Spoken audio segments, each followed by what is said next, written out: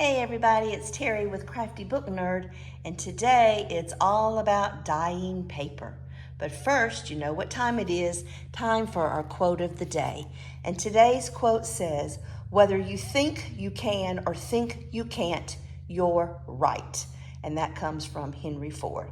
So I'm getting ready to start some Little Golden Book junk journals, and I thought I'd take you through the process with me. And the first thing that I want to do is dye some paper.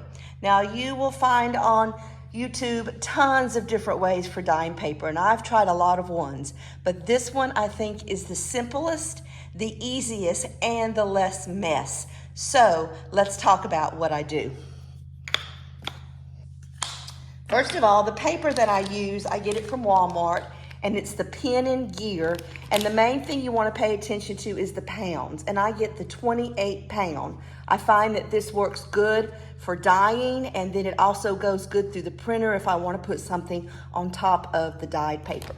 And it's 300 sheets, and I can't exactly remember what it costs, but it's not a bad price. And so that's the 28 pound Pen and Gear. So you'll need paper. The next thing you're gonna need is some kind of brush. I use this brush here from Ken Oliver, but you can use any kind of paintbrush or one of the sponge brushes. It really doesn't matter, but this one works great for me. And then of course we need to talk about the different things that I use to actually dye the paper. I have used acrylic paint. Get this at Hobby Lobby. Very inexpensive, I've used that. I have also found the RIT dye does amazing colors, so I've used that.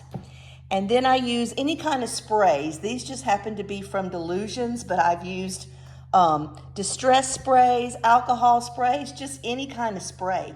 And what's cool about all these is you can mix and match them. Let me show you, for example. I was working on some blue, and I started with this one. And what I do is I put just a little bit of water, because that goes a long way, and you know I don't want to dye 500 sheets of the same color. And so I start with a little bowl of water, and then I add to it. Well, when I started with the blue, this is not the color I got. It was a lighter blue, more like of what the bottle looks like. And I wanted it a little bit darker. So I just took this blue, this shimmer spray, and I just put a few drops of that in there, stirred it around really well until I got, whoops, a color that I liked. And so this is the blue that I got.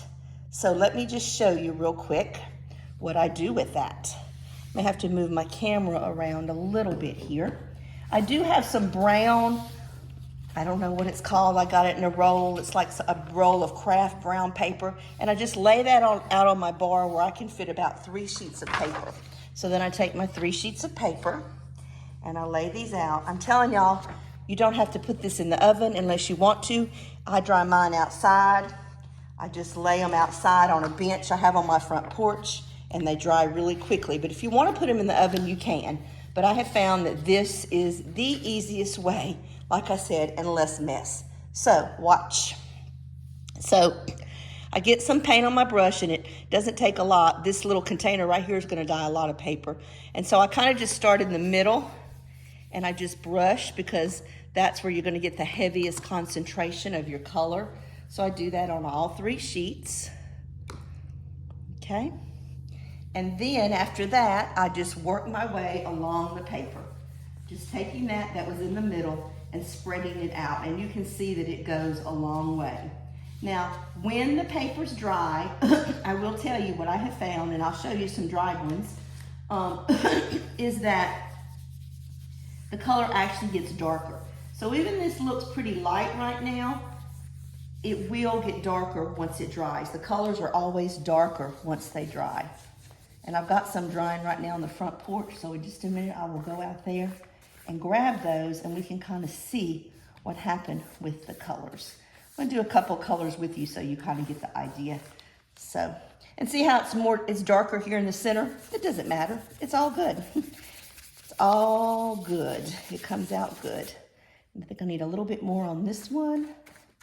So this brown paper kind of absorbs any extra and keeps it off your countertops or not. Got a little bit there, but it's all good. But look how easy this is. And you're not putting the whole piece of paper in water like I've seen other people do. They have a pan and they put the color in that pan and they dip the whole sheet. Well, sometimes when you go to get those out, they rip. This is just a better, easier method. And then you turn each sheet over. You're not drenching it, so it's a lot easier to work with. And let's do the back side. Said you got a lot going on there. If you want it lighter, you just don't put as much. If you wanted it a darker, you could add some more color to it. Sometimes I'll do some lighter sheets, and then with a little bit of that I'll have left, if I don't want that same color, I'll just add a little bit more of another color to make it darker. It would be a darker blue, but I really like this. I think this is gonna look good for my frosty books that I'm doing, some little golden frosty books. So we're gonna smear that there. And see how easy that is to work with when you pick it up? And yeah, you see that, but that just gives it definition. I think it just makes it cool looking. So, hold on for just a second. Let me run outside and get the ones that are already hopefully dry. I'll be right back.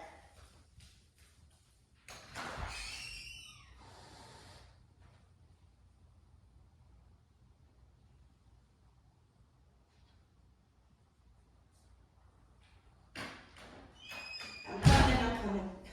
They're not quite dry. They're almost dry, but you can see it's a little bit darker. Here's one that I just did that's still wet.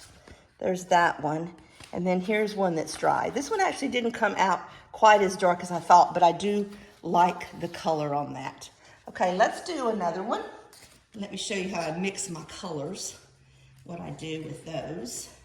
So let's get my 3 more sheets again.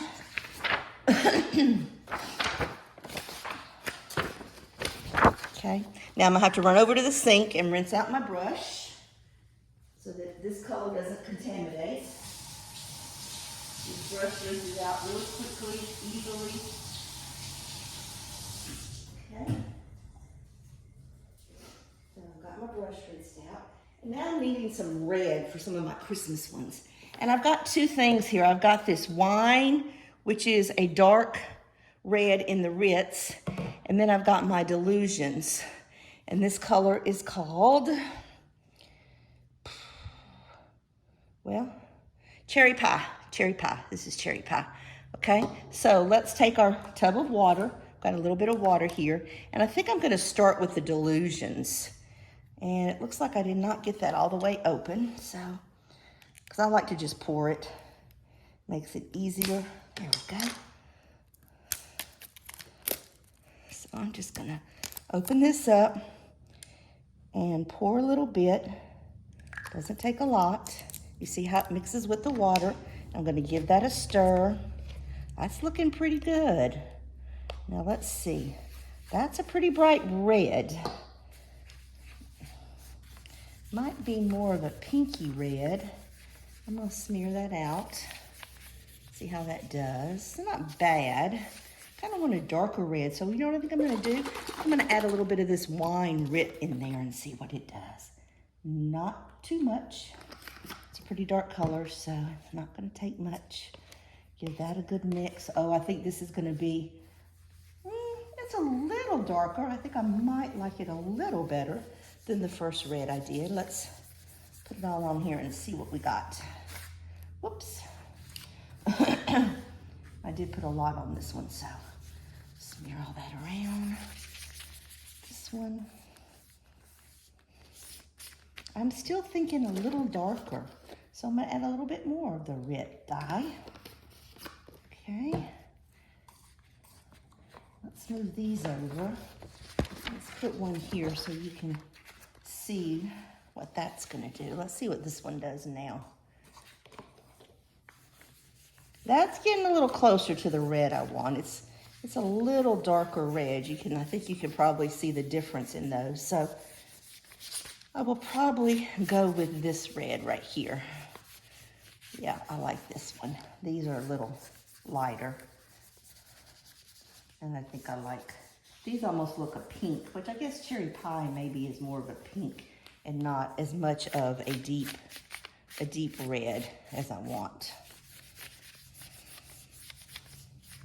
It's still not quite what I want. I want darker. Yikes. We're putting some more. Cherry pie is too light. Too light cherry pie. Let's see. It's more of a maroony red, which goes good with Christmas. Still not quite the bright red I want, but I've got some other colors and I'll pull some of those out. Let me show you some paper that I dyed before in red, and I don't remember what red I used. I should start writing down my formulas for my papers so then I'll know. But look at this red that I had done. See the difference? Now I think it will dry a little darker, but that's a red I've done, and I'm not sure what the formula was for that one. Show you some of the others. This is the orange I did for some fall books that came out nice.